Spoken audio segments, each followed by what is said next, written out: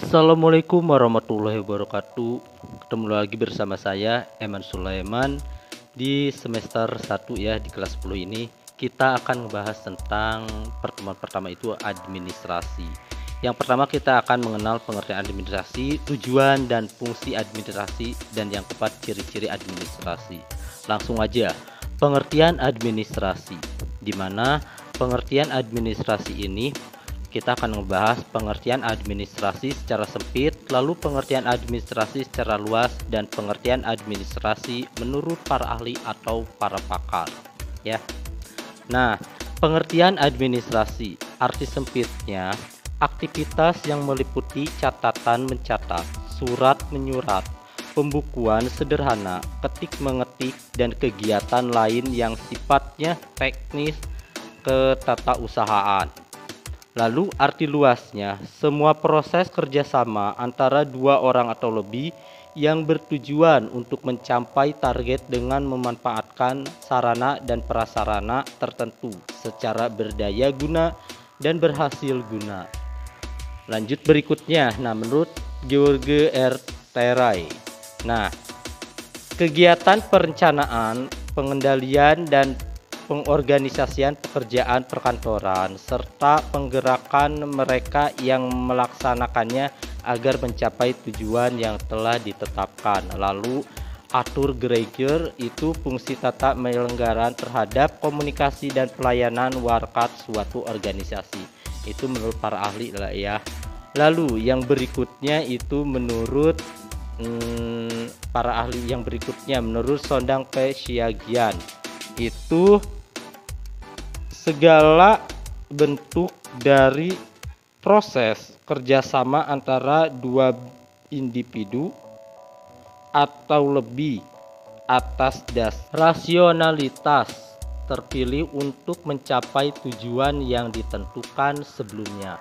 Lalu Urbel Silalahi itu penyusunan dan pencatatan data atau informasi secara sistematis ya, baik internal maupun eksternal sebagai upaya untuk menyediakan keterangan serta memudahkan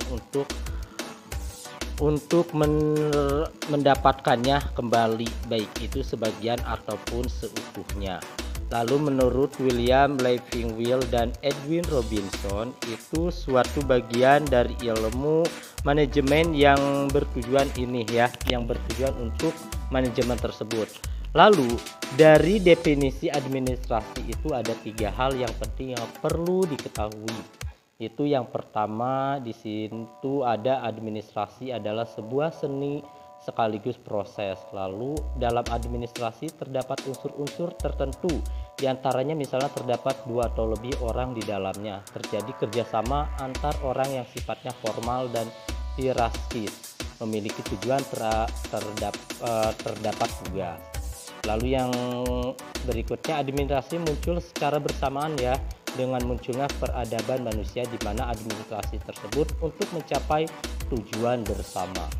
Lalu berikutnya di sini ada unsur-unsur administrasi ya. Di situ unsur-unsurnya ada organisasi, ada manajemen, pegawaian, keuangan, komunikasi, perbekalan, tata usaha, lalu humas ya. Humas itu hubungan masyarakat. Itu adalah unsur-unsur administrasi.